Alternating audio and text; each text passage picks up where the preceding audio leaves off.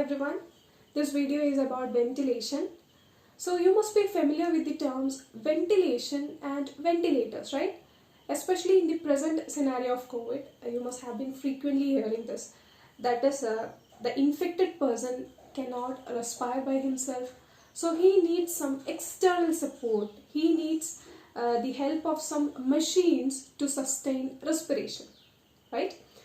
So, like that, in severe respiratory distress condition, that if the person is not able to respire by himself, or if the person is having a general anesthesia during surgical procedures, the respiratory process is sustained by using this kind of machines. Okay, so for example, in an obstructive respiratory disorder, that is, if we are taking the example of coronavirus, we know that the mode of action of this virus, right?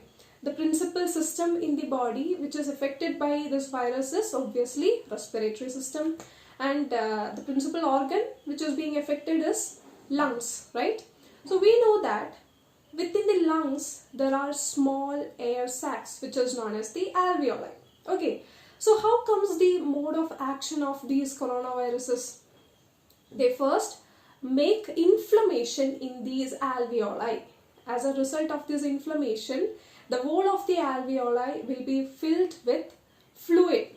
Okay, so in such a condition, the air from the alveoli cannot be diffused into the blood in the pulmonary capillary. Okay, such a condition is known as pneumonia. It is known as pneumonia. That is, the alveoli are fully damaged, or the alveoli are fully inflamed, so that the oxygen cannot diffuse into the blood. Okay, only when the oxygen can diffuse into the blood, the body can utilize it for the metabolic reactions, for all the energy reactions in the body. Okay, if this kind of an obstruction is severe, the person cannot respire at all, so he needs some external support to sustain his respiratory cycle. Okay, so that there comes the help of these ventilators. So from this we can understand the ventilators are machines used to pump the air into the lungs of the infected person or any kinds of person who is having a respiratory problem. Okay, so what would be the definition of ventilation? Ventilation is the process that is carried out by the ventilators, that is the circulation of air into a space.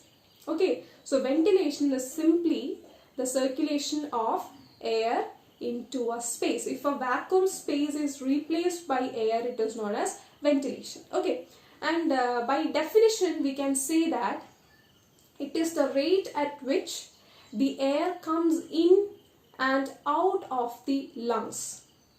Okay, ventilation is just the flow of air.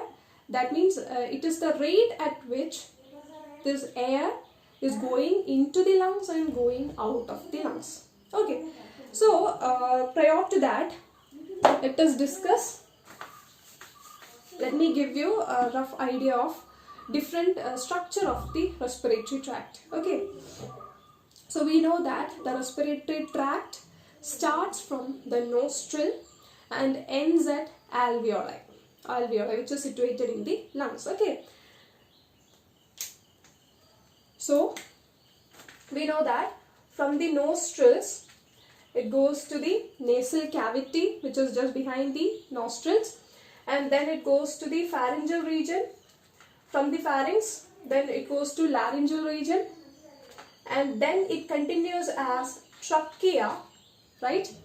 The trachea will be bifurcating at a point to bronchi. Okay, and this is known as primary bronchi, and this is the region where the bronchi enter the lungs. Okay, so this bronchi will be entering the lungs. Okay, this primary bronchi divides into several other generations. Okay, the primary bronchi, first it will be dividing into secondary bronchi, The secondary bronchi again divides into tertiary bronchi. The tertiary bronchi will be dividing into bronchioles. Okay, several minute tubes known as bronchioles. The bronchioles, they in turn divides many generations, and the terminal bronchiole is known as the respiratory bronchiole. Okay, the terminal portion of the bronchioles is known as the respiratory bronchiole, and these respiratory bronchiole divides into many ducts known as the alveolar ducts. Okay, so we can see the alveoli in the terminal portion of alveolar ducts. Okay, so the continuation portion of alveoli is known as alveolar duct. We can see many small sac-like structures known as the alveoli at the end. Okay, so here goes the tracheobronchial tree. Okay, so the whole respiratory tract we have just drawn here, starting from the nostrils, ending at the alveoli in the lungs. Okay, so in the whole of the respiratory tract, we can divide this particular tract into two zones. Which are they? First one is respiratory zone. First one is conducting zone. Second one is the respiratory zone. Okay, first one is the conducting zone. Conducting zone, that is the portion only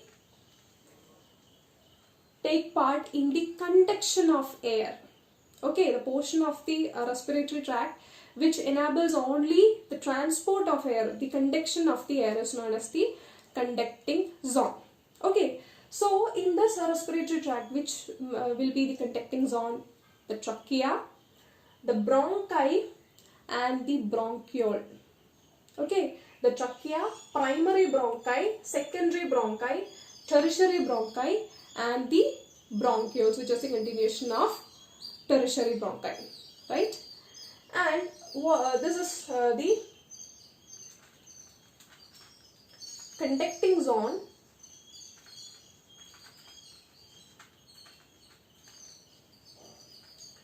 And what is the respiratory zone? Respiratory zone is having role in only the exchange of gases. Okay, so obviously whatever amount of air is getting into the respiratory tract, what is the ultimate aim? They have to be diffused into the blood so that the cells can utilize it, right? So the respiratory zone is where this gaseous exchange is taking place. So which portion of the respiratory tract comes in respiratory zone? Obviously the respiratory bronchioles, the alveolar ducts and the alveoli. Okay, do not think that only the alveoli takes part in gaseous exchange. The respiratory bronchiole, starting from the respiratory bronchiole, this gaseous exchange property we can see. Okay, so this respiratory bronchiole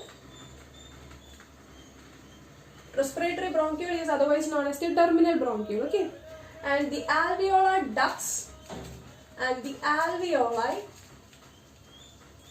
will be taking part in gaseous exchange. Okay, so just let me magnify this portion here. This is an alveoli. Okay, to where the oxygen will be going. In the alveoli, we can see the pulmonary capillaries, which is which is moving in the premises of the alveoli. Okay, we know that to each of the cells of the body there would be circulation, blood circulation. Okay, so like that, in the alveoli also we can see several blood vessels. Okay, blood vessels moving along the alveoli. So from these alveoli, the air will be moving on to the capillary. Okay, from the capillary it goes to lungs, that is through the pulmonary artery, it will pulmonary veins, it will be going into the heart, then it is pumped into different portion of the body, so the cells will get oxygen. Okay, so this is how the division of respiratory tract, the conducting zone and also the respiratory zone. Okay, I hope this is clear to you. Now we'll move on to the actual process of ventilation. The ventilation are of two types. First one is pulmonary ventilation and second one is alveolar ventilation. Okay, so first we'll discuss about pulmonary ventilation.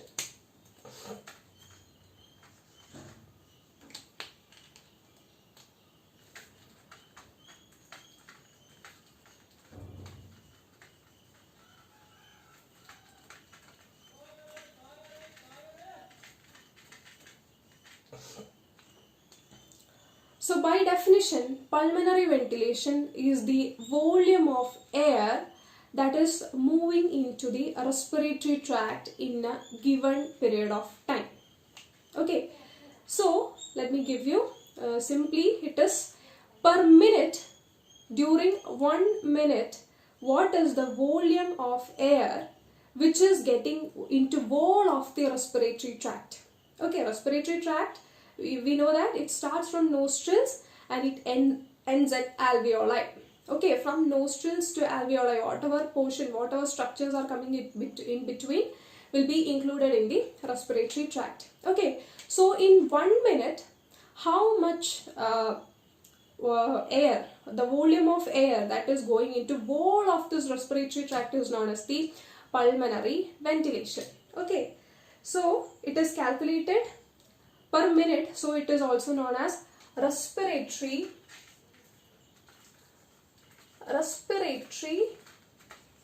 minute volume. Okay, so how can we calculate respiratory minute volume? We know that the tidal volume is the normal amount of air which is being inhaled or exhaled during one respiration.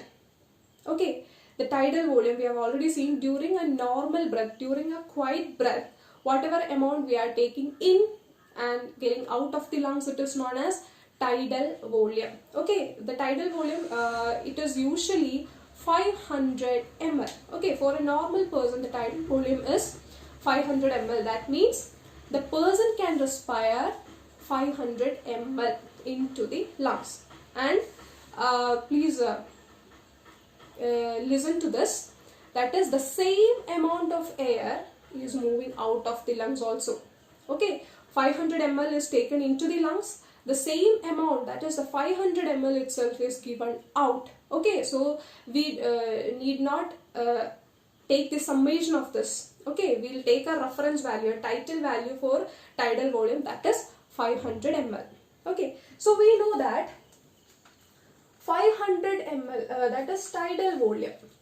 Okay, tidal volume is the volume of air per one respiration, per one respiratory cycle. That means